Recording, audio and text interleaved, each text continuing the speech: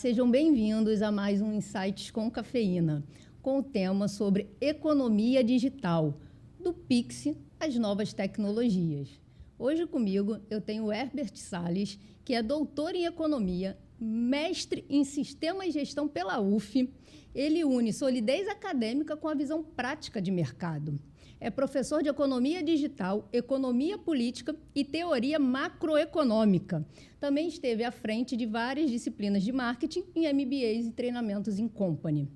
Herbert, super obrigada por ter aceito o meu convite. Eu que agradeço. De estar aqui conversando sobre economia digital, que é muito mais do que o e-commerce. A gente vem vendo uma mudança, né, de economia, que é algo muito tradicional, para essa evolução que a gente tem hoje em dia, no ano de 2025, que é quando a gente está aqui conversando. Então, vamos começar aqui num contexto. O que é, de fato, a economia digital?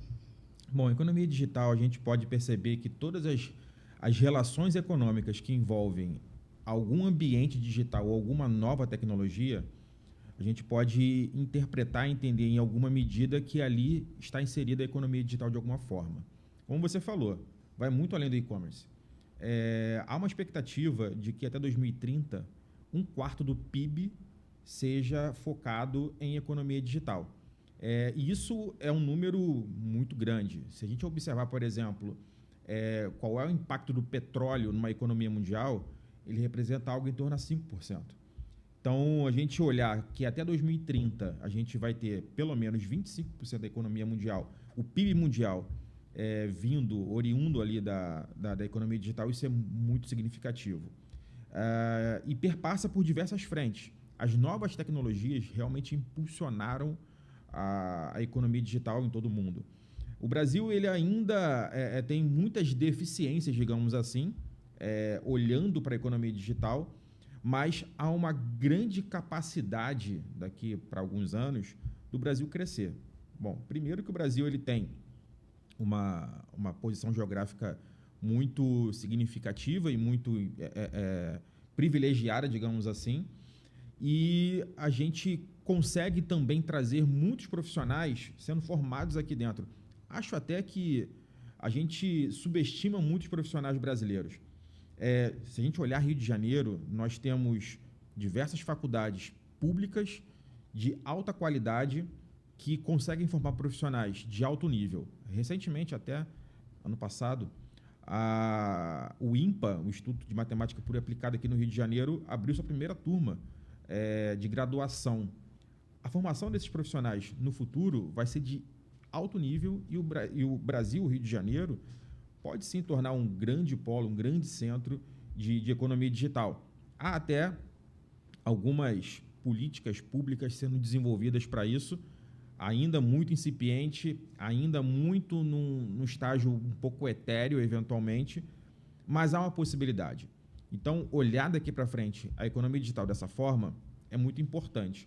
Então, retomando, a economia digital ela foca muito nessas relações econômicas que envolvem ambientes digitais, novas tecnologias e, como você bem disse, vai muito além de e-commerce. Ele perpassa hoje, muito famigerado o Pix, mas também ele perpassa sobre a inteligência artificial, ele vai por outras frentes que envolvem novas tecnologias. Inclusive, eu peguei um número aqui que 20 milhões de pessoas passaram a pagar contas, fazer transferências digitalmente. Sim. Antes, eu lembro que, quando eu era criança, pegava uma fila enorme com a minha avó para poder receber a pensão. Hoje em dia, isso não existe mais. Isso. E segundo a FEBRABAN, que é a Federação Brasileira de Bancos, 82% das transações bancárias já estão nos canais digitais. Isso. Então, isso aumenta vários pontos que a gente vai tocar aqui, né? A segurança, fake news, que também já aconteceu em relação ao Pix.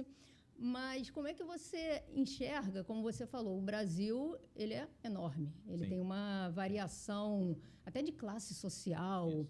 Como você acha que a gente conseguiu avançar até agora e o que falta ainda para a gente, de fato, consolidar esse padrão? Porque ainda tem gente muito reticente ao uso digital. Sim. Uma principal crítica minha que eu faço hoje sobre a economia digital, e a gente precisa observar isso com muita cautela, é que grande parte dessa economia ela está pautada naquilo que a gente enxerga como algoritmização, principalmente a algoritmização do trabalho. O que é algoritmização? É você criar relações pessoais, de trabalho, econômicas, que envolvem algoritmos por trás de algumas plataformas. Hoje, boa parte dos profissionais que trabalham em economia digital no Brasil, ele está envolvido nesse tipo de relação. É o profissional que trabalha em aplicativo de motorista, como o Uber, é o profissional que está, por exemplo, no iFood, e parte da minha pesquisa, grande parte da minha pesquisa foi sobre isso no doutorado, a gente vem gradualmente observando a entrada de profissionais que a gente chama de profissionais qualificados. Então, é o psicólogo, é o médico, é o advogado, e eles estão sendo inseridos nesse contexto da algoritmização. E isso é muito perigoso, em alguma medida, porque mais para frente a gente pode até abordar um pouco mais isso. Existe hoje uma teoria que interpreta esse fenômeno como o tecnofeudalismo. Então, basicamente você construir ambientes digitais que se tornam como feudos, você trabalha e consome nesses ambientes digitais, e esses feudos, eles ficam com parte dessa geração de riqueza. Então, isso acontece, por exemplo, com a Uber, com a iFood, com outros aplicativos. O profissional ele tem uma relação entre oferta e demanda, e parte dessa geração de riqueza fica com a plataforma. A questão é que cada vez mais essas plataformas elas absorvem uma parcela muito grande disso. E por outro lado, você também tem os monopólios sendo criados. Então, isso é um grande problema porque acaba que esses profissionais que estão entrando no processo de algoritmização, eles já entram em uma estrutura mais precarizada, muito claramente isso, e de grande desigualdade. Então, o que acontece hoje é que quando a gente olha diversos profissionais, e recentemente saiu uma pesquisa, se eu não me engano, do IBGE, da PNAD contínua, que mostra que 80% hoje dos profissionais que são ditos autônomos, eles não têm CNPJ, por exemplo. Isso diz o seguinte, que há diversos profissionais que hoje, muito deles buscam essas ferramentas, ora para complemento de renda, ora para fugir do desemprego, eles estão desamparados, inclusive, nessa estrutura mais formal. Então, eles não têm o CNPJ, eles estão à mercê de diversos direitos, e acaba que esse tipo de estruturação se torna uma estruturação precarizada e muito distante no que tange a igualdade de direitos e salários e por aí vai. Por outro lado, há uma formação de profissionais recentes muito boa quando a gente observa dentro de uma estrutura mais qualificada. Então, você tem grandes universidades, eu citei aqui o INPA, mas tem a UFRJ, tem a UF, onde eu me formei, tem a Unicamp, que já tem uma estrutura de curricular muito focada nessas novas abordagens, nessas novas tecnologias. Outro ponto é que esses feudos, como a gente falou, eles normalmente estão fora do país. Então, você vê grandes empresas que dominam e monopolizam o mercado que estão fora do país. As Big Techs. Exatamente. E acaba que esses profissionais ficam muito distantes dessa ponta de desenvolvimento, dessa forma de você gerar mais novas tecnologias. E aí a gente vai também encontrar, eventualmente, um distanciamento do crédito. Hoje, esses pequenos profissionais têm dificuldades para conseguir créditos, até médias empresas também têm dificuldades. Então, quando a gente olha aquela perspectiva de startups, e olha que o Brasil tem diversas startups, essas empresas aqui no Brasil, encontram dificuldades no crédito, encontram dificuldades, eventualmente, de encontrar profissionais, e isso acaba distanciando um pouco esse mercado. Mas há perspectivas boas. O que a gente talvez precise olhar é que modelos internacionais podem servir, sim, de base, de case, mas o mais importante é não copiar. É não vir com a ideia, por exemplo, do Vale do Silício brasileiro. Isso vai... Vale. Não, isso vai empurrar, vai trazer justamente uma ideia muito abstrata, muito sonhadora, mas muito distante daquilo que é real. O Vale do Silício, ele tem diversas infraestruturas diferentes, tem, por exemplo, o acesso a crédito, tem uma série de fontes diferenciadas que aqui o Brasil ele precisa criar o próprio modelo, a própria estrutura, e isso tem aí uma capacidade de crescimento enorme. Tem que ser local, né? Como o pessoal chama, né? A gente pega uma tendência mais adapta para o nosso ambiente. Você falou do monopólio. Sim. Recentemente, a Meta lançou um outro cabo submarino para ligar Brasil, Estados Unidos, Índia e África do Sul. Além disso, já tem a Google que gerencia um cabo de internet, Sim. Estados Unidos, Brasil e Argentina. Então, quando a gente fala de monopólio, eu acho que as pessoas não têm a noção do quanto essas big techs, de fato, controlam Sim. tudo que a gente meio que consome. Sim. E o algoritmo ele está aí para isso. Exato. Tanto que a Google agora está lançando, vou falar lançando, porque ainda tem que melhorar muito a questão da inteligência artificial dela, Sim. porque ela tem muitos dados. Sim. O que a Meta fez agora, lançando também no nosso WhatsApp, a inteligência artificial dela, no Instagram, você vê que eles só estão agora consolidando tudo que eles já têm. Exato. Que às vezes ficava oculto para as pessoas, né? Sim. Inclusive, tem várias polêmicas sobre a Alexa, que é a inteligência artificial da Amazon, que a Amazon freou muita coisa, porque tem aquilo também, até para lançar tecnologia, você tem que lançar no momento certo, senão você não consegue emplacar, né? Sim. E aí, a gente falando dessa questão, como você falou, monopólio das big techs. Sim. Como que a gente vai equilibrar isso? Como eu falei, né? A inovação, ela tem que surgir no momento certo. A gente tem vários casos de empresas que tentaram sair na frente, mas não era o momento certo, né? Sim. Até uma vez eu brinquei que quando lançou o rádio, né, que era a transmissão de voz à distância, acharam que era bruxaria, mas tem uma história, realmente é real, porque foi um padre que lançou e acharam mesmo que ele estava fazendo bruxaria. Meu Deus, essa voz está vindo da onde?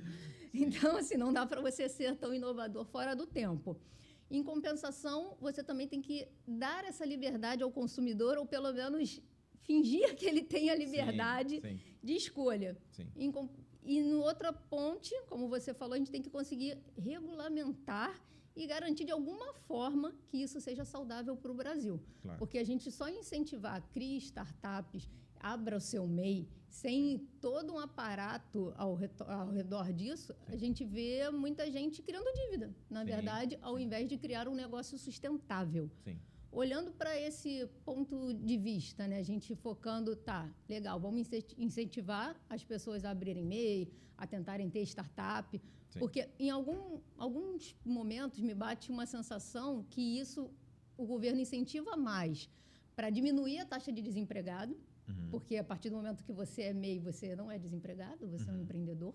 Sim. Mas, em compensação, ele incentiva isso sem te dar base nenhuma. Então, eu acompanho muito essa questão de startups e eu vejo as pessoas cometendo erros básicos de controle financeiro mesmo. Sim. O que entrou da empresa é meu, vou botar no meu bolso.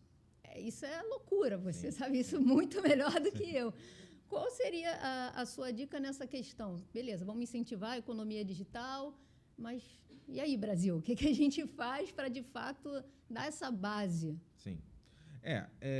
O que a gente observa ao longo... E você trouxe, por exemplo, do rádio, e eu vou passar um pouco por isso. A gente precisa criar sempre políticas públicas que elas se tornem mais perenes. E por que eu quero dizer isso? Grandes tecnologias, eu diria que as principais dos últimos séculos, digamos assim, elas tiveram alguma algum incentivo direto e indireto de governos, do Estado.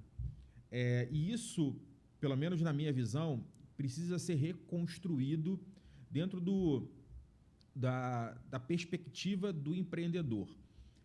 Há muitos empreendedores, e aqui no Brasil, e que isso eu acho que há uma interferência direta dessa narrativa política que a gente tem observado, é que, olha, eu sou empreendedor, eu faço tudo sozinho e eu consigo mover o mundo através do meu trabalho.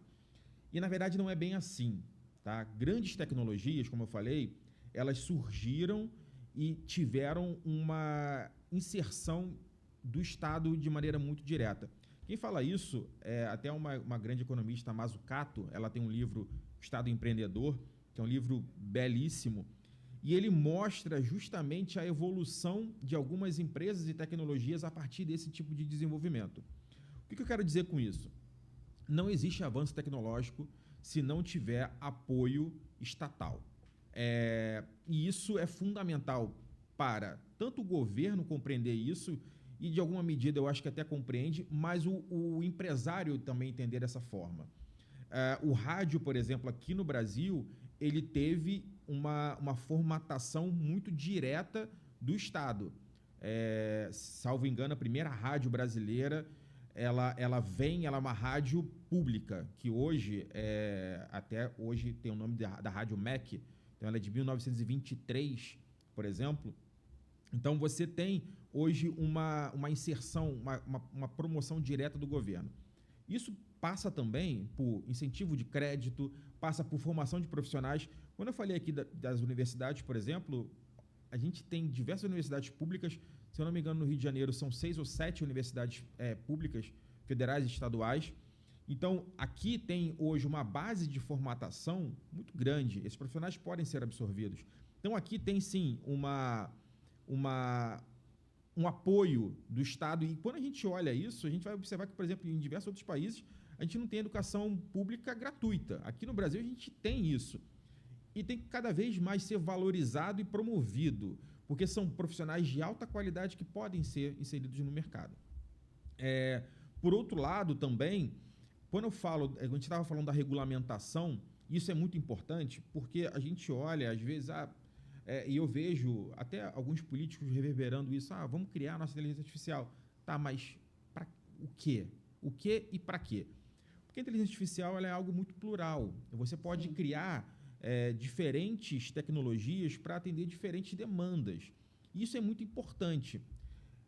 O que eu observo também é que outros países já estão com políticas claras. E eu escrevi recentemente um artigo falando sobre como que países árabes estão utilizando a economia digital como motor de crescimento. E olha que a gente olha para países árabes, e muito especificamente eu pensei, na verdade, isso foi porque eles são países tidos historicamente como países que a sua base econômica é focada no petróleo. Mas eles já estão observando outras frentes de como isso pode crescer. Por exemplo, o Catar, tudo bem, o Catar é um país muito pequeno, é um país de população bem menor. Eles já possuem hoje uma abrangência de internet de 99%. A Arábia Saudita, 95%. O que isso representa? Isso representa que, ao longo do tempo, há uma possibilidade de crescimento econômico a partir dessa matriz digital. Até mesmo eu trago no artigo um pouco da ideia de como que a nova rota da seda, que vem da China e vindo para cá, para o Ocidente, ela tem muito essa estrutura digital inserida nela. Por quê? Porque isso é hoje um propulsor econômico para diferentes países. E aí, hoje, a China, por exemplo, aqui no Brasil, ela tem uma presença, a gente já vem observando cada vez mais isso, de carro elétrico. O carro elétrico, por exemplo, ele hoje uma evolução tecnológica focada no digital. Hoje, cada carro elétrico pode ter o seu ambiente digital integrado. Isso é muito bom. Agora, por outro lado, todos esses dados, eles são monopolizados. É a ideia do tecnofeudalismo aqui, quando eu falei. Então, assim, a gente precisa cada vez mais primeiro, promover essa expansão, mas a regulamentação ela vem justamente para, primeiro, entender o que cada tecnologia faz e colocar os seus limites. Segundo, você, de alguma forma, reestruturar o modelo econômico para que esses monopólios eles não cresçam cada vez mais. Obviamente, quando a gente olha hoje, é impossível alguém bater o Google, não diria impossível. Olha o TikTok aí. Isso que eu ia falar. O TikTok hoje, as novas gerações, elas estão buscando no TikTok informações que antes elas buscavam no Google. Outras pessoas estão buscando no ChatGPT, em outras tecnologias ali dentro. Então, há, aos poucos, uma quebra desse monopólio quando a gente olha para a função de cada um. Você falou da Alexa, e a Alexa ela tem diversos problemas, porque acaba que quando a gente está falando de algoritmos, quando a gente está falando desses monopólios, existe uma coisa muito fundamental nisso tudo, que é a nossa privacidade, ela vem sendo cada vez mais abolida aos poucos. Existe um livro chamado 24/7 e ele fala sobre o fim do sono, porque há uma ideia muito central ali no livro, que é muito interessante, que é um dos raros momentos que você tem de não produção e não consumo é no seu sono. Ao longo disso, você está sempre consumindo ou produzindo no meio digital. Isso é muito perigoso. A gente estava falando aqui, antes da gente começar, sobre o consumo de telas. A quantidade que hoje a gente vê crianças consumindo telas, os adultos, o tempo de atenção ele é muito pequeno, rapidamente você perde sua atenção, porque cada vez mais a gente vê esses inputs ao longo do nosso dia de nos chamar para consumir e produzir. Quantas vezes ao longo do dia a gente tem lá o sinalzinho do celular avisando, olha, tem mensagem nova e tem alguma coisa... Confesso que o meu está tudo desabilitado. Então, porque não é possível você se manter concentrado com aquele negocinho vermelho ali. Concentrado e, principalmente, a sua saúde mental está sendo interferida completamente ali dentro. Hoje, cada vez menos eu utilizo esses apetrechos tecnológicos que eu chamo. Por quê? Quantas pessoas hoje utilizam os relógios, os smartwatches? Agora tem os anéis também. Exato. E aí, o que está dizendo ali? Cada vez mais é consumir os seus dados de maneira mais integrada. Só que o anel, o relógio, até no seu sono você está produzindo. Então, são informações sobre a sua saúde que estão sendo compartilhadas. E recentemente, inclusive, um aplicativo que muitas mulheres utilizam para regular tanto o ciclo menstrual quanto para ver sobre a evolução de gravidez, houve um caso de que eles compartilharam dados com a Meta e com o Google. Só que isso acontece aos montes. Os seus dados de saúde, cada vez mais eles estão sendo compartilhados. Sim. Até na minha tese eu falo um pouco sobre isso, que eu falo muito sobre os profissionais de psicologia.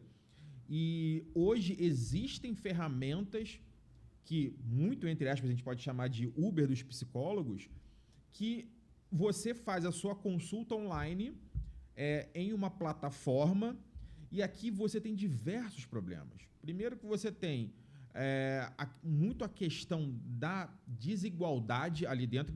Na minha pesquisa ela mostrou algo que não é novidade, mas cada vez mais você vê o quanto que a desigualdade ela vai também para o ambiente digital. As pessoas, os profissionais que estão ali inseridos, que menos recebem e mais trabalham por hora, são mulheres negras. Zero novidade nesse mercado e nesse universo que a gente... Tem vários programas específicos. Por exemplo, falando de podcast, Sim. A Spotify lançou há pouco tempo, acho que início desse mês, final do mês passado, né, que a gente está no início do mês, um programa para incentivar podcast especificamente feitos por mulheres negras. Então, isso já é uma amostra um pouco disso Sim. que você está Sim. falando. Um outro ponto que você falou sobre a questão dos carros, né? Uhum. Eu lembro que há muito tempo atrás, a Fiat lançou um carro que foi um dos primeiros que vieram com painel, com Windows embutido. Sim. E virou mais brincadeira, tipo, vai travar, vai... e não emplacou. Você vê a diferença de tempo que a gente, né, traz até aqui. Inteligência artificial, a tendência agora é o ChatGPT ter e-commerce embutido. Sim, sim. Já vai ter, porque as pessoas, como você falou, buscam lá, quero comprar um tênis marca 1, 2, 3. Uhum. Vai lá, ele vai colocar a lista das lojas e você já vai ter o checkout ali dentro. Sim. Então, já é uma coisa que os e-commerces estão se preocupando. Sim. Porque você tem que sempre estar atento a essas mudanças. E quando você fala do digital, essas mudanças, elas são muito mais rápidas, né? Sim. Inclusive, a gente falando aqui um pouco sobre a política, né? Uhum.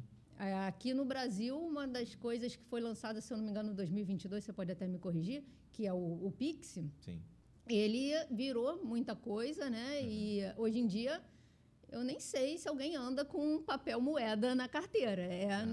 É tudo Pix, é o relógio que você coloca lá e faz o pagamento.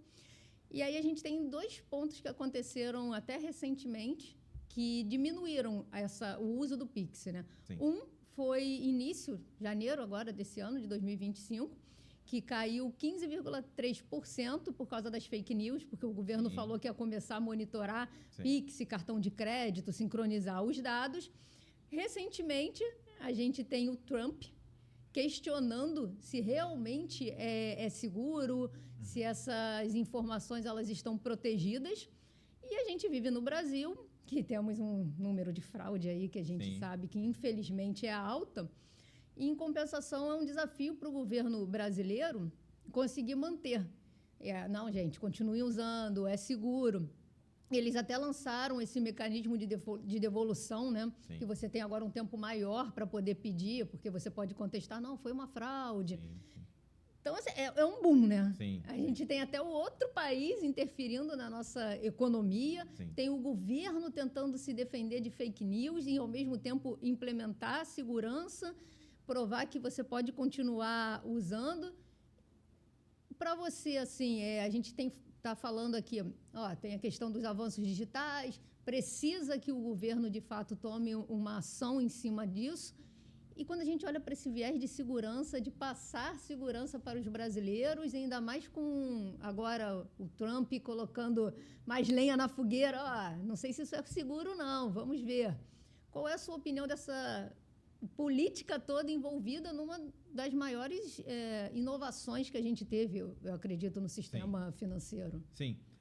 Hoje o Pix, também essa semana saiu uma pesquisa feita pelo Banco Central.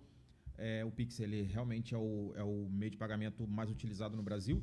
Segundo, e me surpreendeu também, é justamente papel, moeda e dinheiro, né, em si. Terceiro, se eu não me engano, é o cartão de crédito.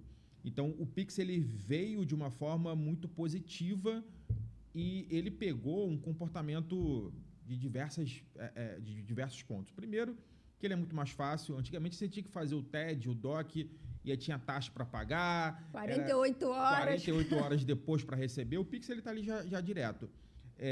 Eventualmente, a gente percebeu que pequenos lojistas, principalmente, já davam desconto. Você paga no Pix, tem um desconto. Não só pequenos lojistas. Eu estou lembrando aqui, grandes e-commerce, você na Amazon, por exemplo, você tem desconto se você paga no Pix.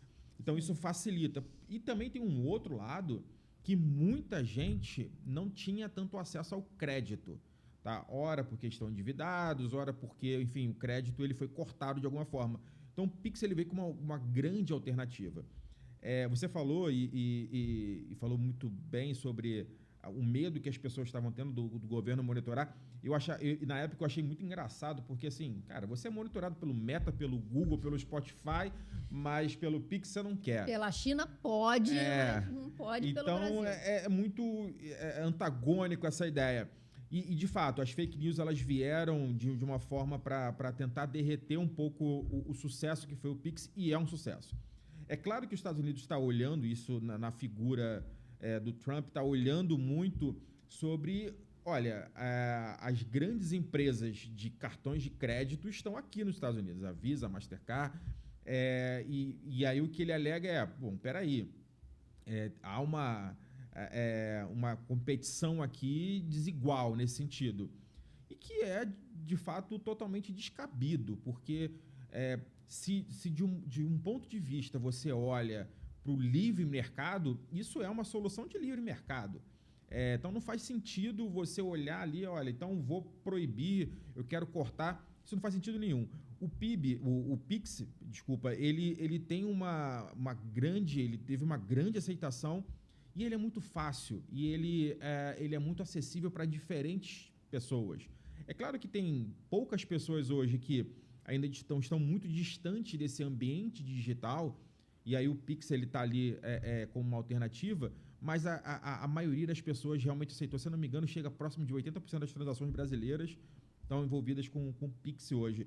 Agora, de fato, as fraudes elas estão aí e isso é um problema muito sério, onde uma das principais indústrias que investem em segurança digital no mundo é a indústria bancária. Então você vai ver, sim, cada vez mais os bancos investindo nessa segurança. E, por outro lado, há movimentos ainda muito incipientes para que tenha uma legislação mais punitiva para quem faz essa prática no Brasil inteiro. Eu vejo também que, eventualmente, ocorrem algumas ações de governo e de polícias para tentar coibir ou até prender essas quadrilhas que cada vez mais estão aumentando. Mas o que a gente observa, assim, tem essa questão da insegurança e acho que todo mundo que hoje tem um WhatsApp já foi ali e já viu, né? Já tentaram dar algum golpe, já tentaram passar alguma coisa. É ter muita atenção. Você falou uma coisa também muito interessante antes sobre os pagamentos online e eu lembrei, hoje você consegue também fazer algumas compras via WhatsApp. Diretamente ali, o que alguns bancos estão fazendo que você consegue... pelo WhatsApp, fazer transferência, fazer alguma atividade, isso é muito positivo. Então, o Pix ele tem que ser visto e com muito valor pelos brasileiros, porque é uma grande revolução. A gente já tem diversas pesquisas acontecendo sobre, inclusive, economia comportamental, como que o Pix auxilia nisso, e é muito positivo. E eu vejo, agora o Banco Central também vai permitir o crédito via Pix. Então, isso também é mais... Com parcelamento também. Com parcelamento, isso. E isso é muito positivo, porque aquela pessoa que não tinha esse crédito nos bancos privados vai poder utilizar o Pix, por exemplo, para esse tipo de ação. Então, isso faz com que a economia ela se movimente de tal forma que o dinheiro circule, principalmente para cá. E há eu vi um dado muito recente, por que, né, o Trump, então, ele vai olhar com muita cautela o Pix aqui? Porque quando a gente observa as transações, as taxas de transações que os bancos faziam, os bancos deixaram no Brasil de faturar mais de 500 ou 600 bilhões de reais desde que o Pix foi inserido. Então, todas essas tarifas que deixaram de ser efetuadas, acabou que o brasileiro ele ganha, principalmente o pequeno empreendedor, porque com crédito você paga uma taxa, com débito você paga uma taxa, e com Pix você não tem isso. Então, a economia ela cresce cada vez mais com essas pequenas ações. Eu até peguei aqui uma pesquisa da FGV, que a previsão, na verdade, é de 91 bilhões na economia até 2028 de pequenos comércios utilizando o Pix, né? Sim. Você falou essa questão dos bancos estarem lucrando, deixarem de lucrar com as taxas. A gente vê muito isso, a gente falou aqui de cartão de crédito. Hoje em dia é impensável pagar a taxa para ter um cartão de crédito. Isso. E eu lembro, na época da minha mãe, assim, você pagava uma taxa absurda para ter um cartão de crédito. Isso. E aí vieram os bancos digitais e falaram, peraí, você quer crédito? Toma. Não precisa me pagar a taxa, não. Só utiliza. Sim. Até os maiores colocaram, se você utiliza X por mês, eu isento a sua taxa de manutenção. Sim. Que absurdo essa taxa de manutenção. Total. Nunca entendi o que ela queria dizer, né? Sim. Mas, ok. A gente olhando aqui, a gente falou da inteligência artificial e dessa inovação da tecnologia. O próprio WhatsApp, quando foi lançado, ele revolucionou principalmente a gente falando aqui de Brasil. Sim. E quando ele colocou a mensagem por voz, que muita gente odeia, Sim. foi uma forma de inclusão, porque Total. tem gente que sabe mexer no celular, mas não sabe digitar direito, não Sim. tem essa facilidade de digitar. Então, você apertar um botão e falar Sim. é muito mais simples, é um método de inclusão. Sim. O Pix facilitou muito. Eu vejo hoje, minha mãe consegue fazer um Pix. E às vezes ela tem dificuldade em outra coisa. Eu falo, pô, peraí, você não sabe fazer isso? Então, Sim. olha isso aqui também. A gente tem essa questão de inovar e incluir Sim. as pessoas e pensando Sim. em várias classes que a gente tem aqui Isso. no Brasil. E não pode substituir. Não. Esse é o grande desafio, que eu acho que é o que a gente tem agora, que quebrar essa barreira. Tem muita gente que ainda não utiliza inteligência artificial porque acha que ela vai substituir a pessoa, e isso, obviamente, afeta toda a forma de consumo que a gente está falando aqui, a forma de comportamento do usuário, né? Como é que você enxerga esse impacto na economia mesmo? Cada vez mais que a gente tem uma barreira, uma resistência a usar alguma coisa que está sendo oferecida pelo governo. Agora que eu lembrei, o governo tem uma assinatura digital. Se você entrar lá no seu GovBR, você consegue. Isso. E tem muita gente que não faz ou não aceita porque é do governo. Eu não entendo isso. Prefere pagar uma outra certificadora. E se você, não, posso assinar com a assinatura digital do governo? Não, essa não é válida. Cara, como não é válida? A gente está no Brasil, gente. Não entendo. É uma coisa assim que, às vezes, o brasileiro cria uma barreira por ser do Brasil. Sim. Eu até enxergo também por um lado que hoje eu acho que a gente também está se atentando quanto à questão da privacidade. Existe uma professora chamada Zuboff, né, que ela escreveu um livro, Capitalismo de Vigilância. Esse livro é ótimo. É excelente. E aí ela fala justamente sobre também a preocupação de todos nós cada vez mais termos sobre aquilo que a gente está consumindo e como que a gente está estamos à mercê de abolir a nossa privacidade. Porque diversos dispositivos e compartimentos estão cada vez mais nos observando, e isso acaba arrefecendo o nosso poder de privacidade. E aí, algumas pessoas não entendem que porque o governo vai me monitorar. Cara, o Meta te monitora, a Alexa te monitora, muita gente está te monitorando, então não é esse... Sabe aquela política de privacidade que você não lê e dá ok? Exatamente. É então, ela. É exatamente isso. Agora, você trouxe um ponto muito importante.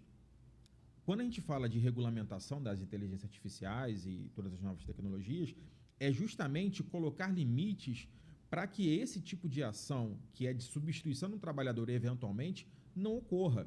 Ou que além de ela não ocorrer, na verdade, é que ela também não venha a frear um avanço tecnológico. Por exemplo, teve uma pesquisa, se eu não me engano, em 2022, de alguns médicos, que eles usaram uma inteligência artificial para detectar algumas doenças cardíacas. E a inteligência artificial, ela auxiliou nesse diagnóstico muito rápido. Então, quando eu observo esse tipo de tecnologia trazendo um benefício nesse sentido, ela é muito positiva. Por outro lado, e aí é mais um problema do usuário do que do profissional, muita gente está utilizando o ChatGPT para terapia, que é uma coisa surreal. E, inclusive, tem uma Fast Company, agora não me lembro o nome do periódico, que eles fizeram uma reportagem que falava justamente que diversas conversas que o usuário tinha com o ChatGPT estavam sendo divulgadas pelo Google. Então, na hora da busca, a tua conversa poderia aparecer ali dentro. Então, qual é a usabilidade disso? Que ponto você pode realmente substituir um profissional ou até que ponto tem um avanço tecnológico? Para isso, tem que existir regulamentação nesse sentido, para que esse profissional ele não seja substituído, que ele tenha, na verdade, a inteligência artificial como uma auxiliadora do trabalho dele. E também nós, usuários, temos que entender que essas inteligências artificiais, elas precisam nos auxiliar, elas não devem substituir uma série de frentes. O ChatGPT comete muitos erros. Eu recentemente fui fazer uma pesquisa pelo meu nome no ChatGPT. E aí, ele, com muito sacrifício, ele me encontrou em algum momento. Tanto que ele me colocava, no ChatGPT, ele me colocava como um autor, que foi um acadêmico da Academia Brasileira de Letras, que é o Roberto Salles, isso anos 80, anos 90, e ele me colocava como um membro da ABL. Não sei se um dia eu chegarei lá, mas nunca fui. Então, como que as pessoas elas confiam no ChatGPT para alguma coisa, para outras tecnologias, sendo que elas não podem, e de maneira hoje, elas não podem substituir um ser humano de maneira geral. E a gente tem que cada vez mais colocar para isso para frente. Por quê? A inteligência artificial ela não tem um poder de cognição tão robusto como o nosso. Aspectos éticos, aspectos mais reflexivos, a inteligência artificial ela não vai conseguir substituir o ser humano. A empatia, a capacidade de raciocinar diferentes modelos e pensamentos e fazer alguns cruzamentos disso, ela não vai. Então, como que eu utilizo a inteligência artificial a nosso favor, mas como uma ferramenta auxiliadora, como uma ferramenta em que ela me ajuda a potencializar o meu trabalho, me ajuda, inclusive, a ter algum tipo de ganho, algum tipo de benefício, eu como profissional, ali dentro das minhas rotinas. Mas para isso é preciso uma regulamentação, onde ela coloque os limites da inteligência artificial e como eu, usuário, utilizo isso a meu favor e não de maneira muito rudimentar, eventualmente até, e maneira errada. Tem gente que hoje, antes de mandar o e-mail, bota no ChatGPT, vou mandar um e-mail para o meu chefe, redija para mim. A sua capacidade cognitiva pode estar sendo impactada significativamente com isso. E está, né? Porque a gente está passando o pensamento crítico e lógico. Total. Para a inteligência artificial. Total. Essas gerações que estão vindo agora, você pega no mercado de trabalho mesmo. Sim. A pessoa joga alguma coisa no ChatGPT, que é o mais famoso, e acha que já sabe tudo. Então, eu vou me tornar doutora em economia. Peraí, ChatGPT, deixa eu perguntar aqui que ele vai me dar uma base maravilhosa. E não é assim. Não. Eu acho que a questão, quando a gente fala de ética, eu já entrei em algumas discussões sobre isso, que depende muito da gente, né? Com certeza. O que é ético? Tem gente que, você falando mesmo da internet, existe lá a Dark Web. Sim. Lá rola tudo. Sim. Mas e aí?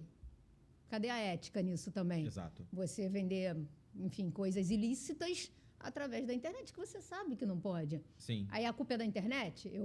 Não, olha, internet, cancelamos a internet. Não é isso.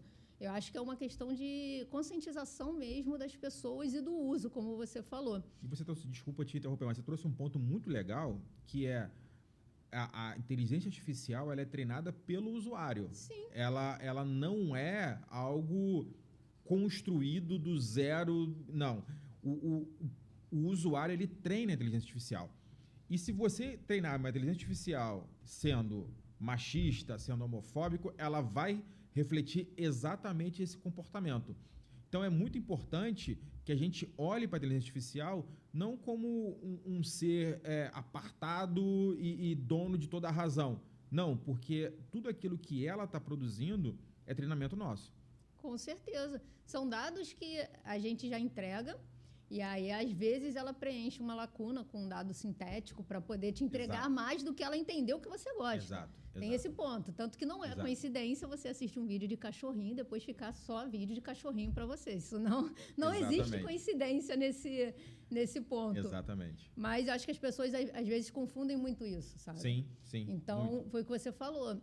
Já teve vazamento industrial porque o usuário, o funcionário, usava o ChatGPT para tirar dúvida. Só que tirar dúvida de projeto que ainda nem tinha sido lançado. E quando você não tem toda uma proteção de uma inteligência artificial dentro da empresa, ela está disponível. Tudo que você coloca ali está disponível. É bom ter essa consciência. E eu acho que é um desafio maior ainda quando você pensa em políticas públicas em relação à inteligência artificial. Porque já teve algumas matérias na Globo, Fantástico, você simular pessoas que não estão mais entre a gente, porque você tem uma dependência emocional delas. Sim. E como é que você vai proibir isso se você faz dentro da sua casa, literalmente, né? Você está no seu computador, você pega mensagens que você tinha dessa pessoa, você carrega, você treina, você passa os dados, a forma de falar, a forma de se comportar para uma inteligência artificial. Eu acho que isso me preocupa muito mais do que as pessoas estão querendo agora discutir se vai perder profissão ou se essa profissão ainda vai existir. Porque se a gente pensar na trajetória aí de todos esses tempos, muitas profissões deixaram de existir e muitas existiram. Sim. Eu sempre falo, minha mãe era telefonista. Hoje em dia é muito difícil você ter uma telefonista. Verdade. Eu me formei em tecnologia de redes. Foi uma profissão recente. Sim. Na época que eu me formei, não tinha tanto tempo. Não existia na época da minha mãe. Sim. Hoje em dia a gente fala de cibersegurança. Se você pensar 30 anos atrás, ninguém falava de cibersegurança. Sim. Sim. Então, vem aquilo, né? Realmente, tem profissões que elas vão ser automatizadas, porque elas vão parar de ter a necessidade de ter uma pessoa ali perdendo o tempo dela fazendo aquilo. Ela pode usar a capacidade dela para outras coisas. Mas quantas profissões vão surgir através dessa inovação? Você trouxe um ponto sobre as relações humanas, isso realmente é muito preocupante. Primeiro, eu tenho uma crítica muito perene, que é sobre... Já venho percebendo alguns vídeos publicitários sendo feitos com inteligência artificial.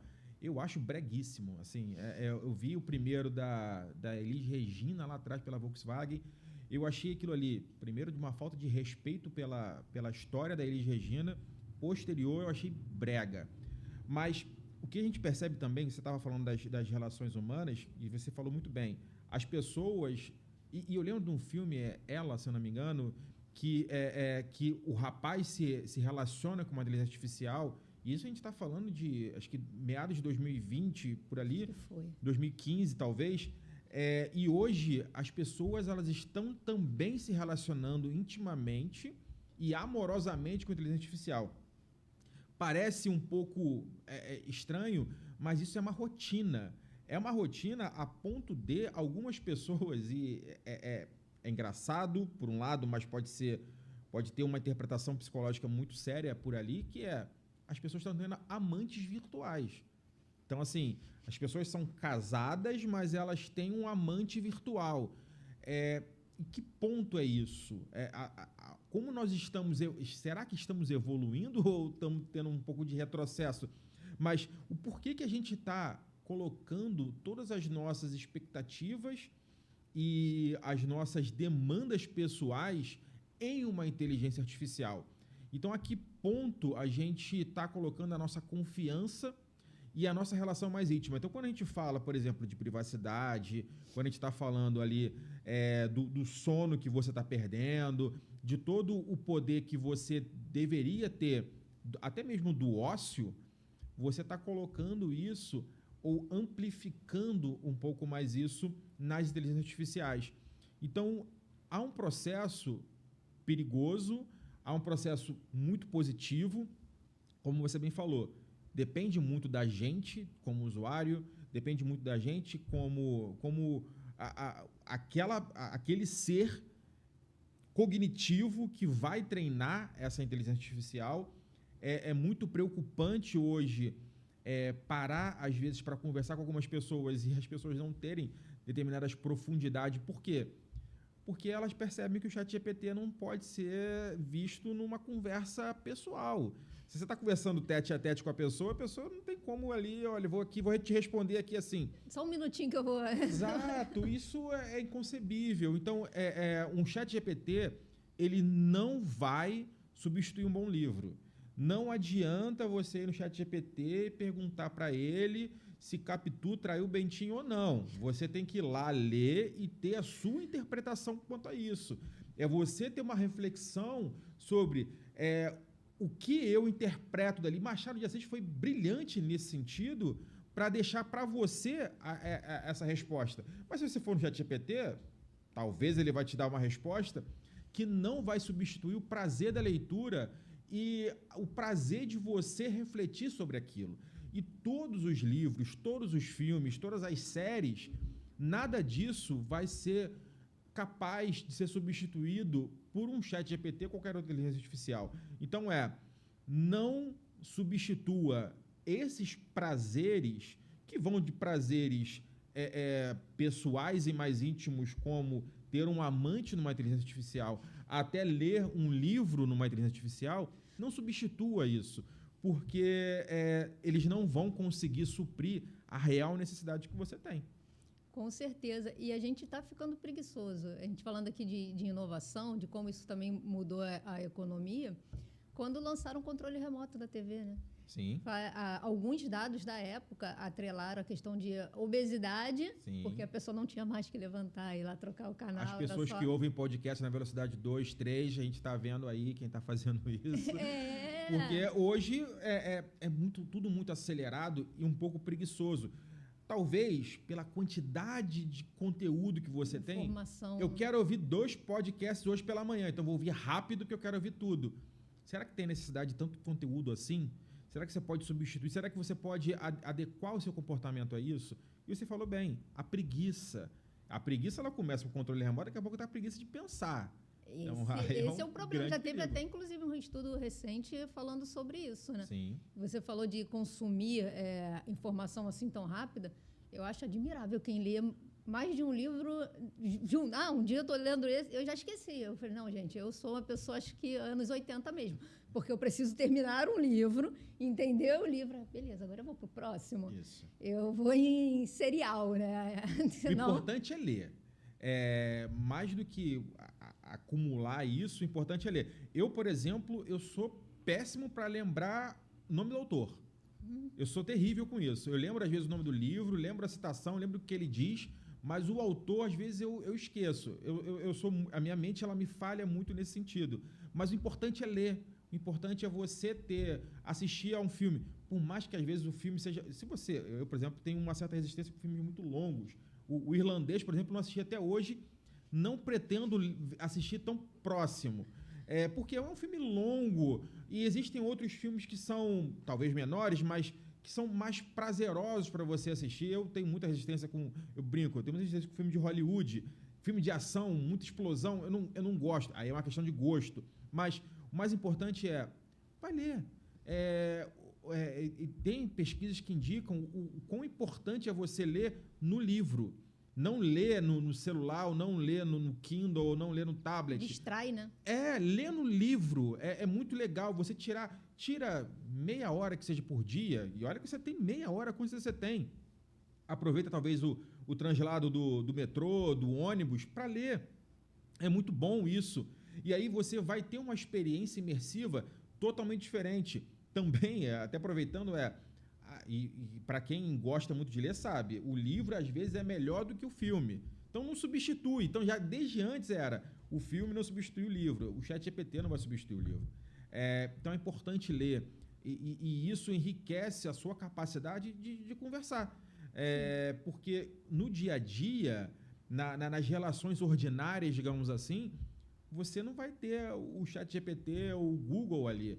Manter uma conversa é muito difícil, e aí você vendo flashes de alguma coisa, você buscando um ChatGPT, algo nesse sentido, cara, você vai morrer socialmente, porque a sua capacidade vai ser muito limitada. Ficam relações líquidas e rasas.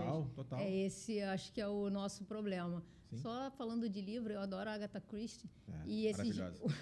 Os filmes que lançaram, eu fico assim, mas ele não era assim? Exato. Porque o livro te dá essa capacidade de imaginar o que você acha que ele é. Não necessariamente foi o que a autora planejou, mas a graça do livro. Assassinato no Trem Expresso, foi o primeiro que eu li e me apaixonei. Depois desse vieram, acho que uns 8, 9 livros dela. Mas o livro, você fica assim... Não, a Agatha Christie é maravilhosa. Acaba esse livro, quem matou? Exato, enfim, sem spoiler quanto ao livro. Leiam. Não vai no ChatGPT. Bertinha, chegando aqui no final da nossa conversa, eu sempre termino o podcast explicando um pouco por que ele existe, né? Quando eu pensei em criar, a ideia foi ter essa troca, né? Não com a inteligência artificial, e sim com humanos. Então, a ideia é sempre trazer alguém que tenha um ponto de vista diferente, falar sobre um assunto diferente. Economia digital não é tão recente, mas pouca gente fala sobre. Sim. Você sabe disso melhor que eu. Então, esse é o propósito do podcast. E eu fico muito feliz quando eu gravo, porque eu sempre aprendo. Foi o que eu falei com você, né? Eu crio um mini roteiro para eu poder conseguir conversar, não virar um monólogo. Mas eu sempre aprendo muito conversando com os meus convidados. E eu queria saber de você, o que te dá uma energia aí para continuar vendo todo esse mundo caótico que a gente está aqui conversando? Política, essa questão do governo ter que incentivar as pessoas, e às vezes não sai bem como a gente acha que deveria ser, bota uma pitadinha aí de Big Techs, inteligência artificial, governo de outro país interferindo. O que te dá essa energia de levantar, seguir em frente? Vamos lá, mais um dia. Bom, primeiro, parabenizar pela iniciativa, pelo podcast.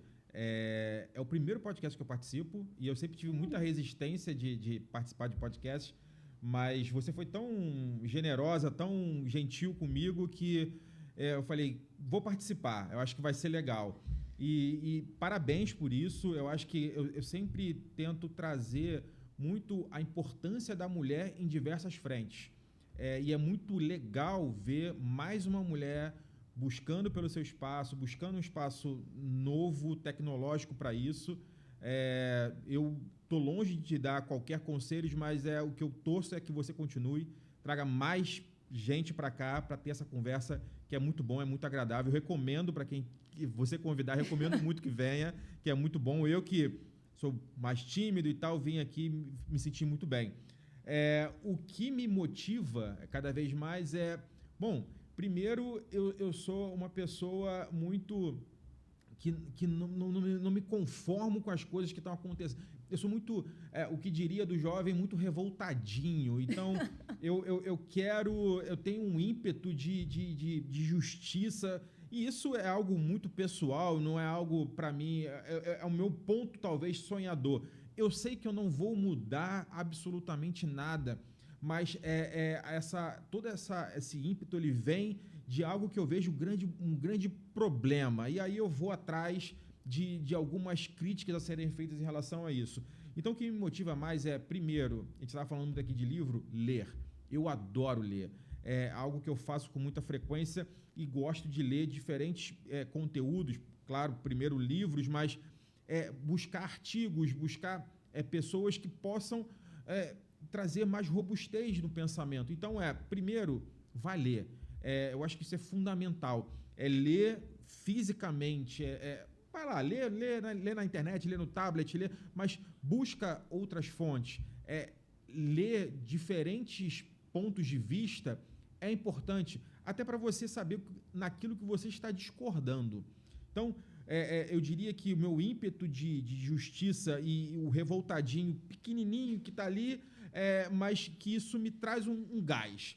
Agora, algo que eu falo que é muito importante e para mim funciona perfeitamente é o ócio. Tente ter o ócio. Busque algo que você desligue. Eu, por exemplo, sou do videogame, mas vá assistir uma série, vá assistir Xbox? Um filme, PlayStation. Mas já tive o Xbox One antigo.